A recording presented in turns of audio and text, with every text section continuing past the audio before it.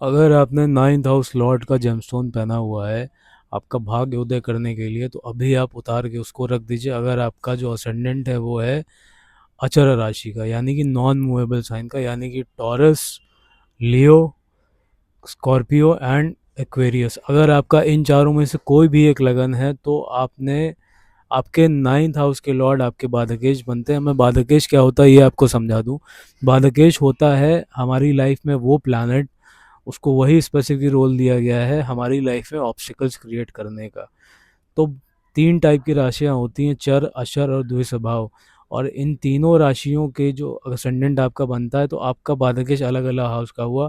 मैंने अचर राशियों का बता दिया जो नॉन मूवेबल साइन है, यानी कि 2, 5, 8 और 11, इनका जो बाधकेश होता है वो हमेशा नाइन्थ हाउस में होता है। अब हम बात करते हैं चर राशियों के, यानी कि मूवेबल साइन।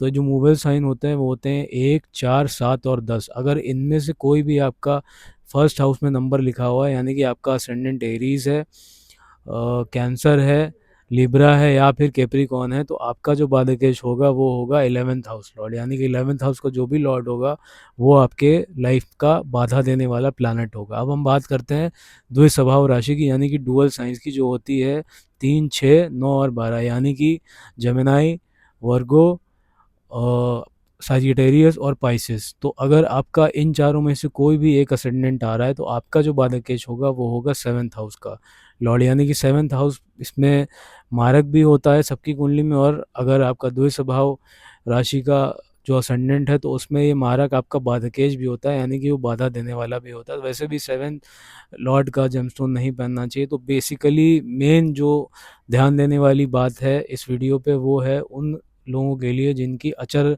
राशि की का असेंडेंट होता है, यानी कि 2, 5, 8 और 11। अगर इनमें से कोई भी आपका असेंडेंट है और आपने नाइन्थ हाउस लॉर्ड का रत्न पहना है तो अभी उसको हटा के आप रख दीजिए, क्योंकि that is creating obstacles in your life. And gemstone पहनने से क्या होता है, प्लैनेट को आप और पावर दे रहे होते हो।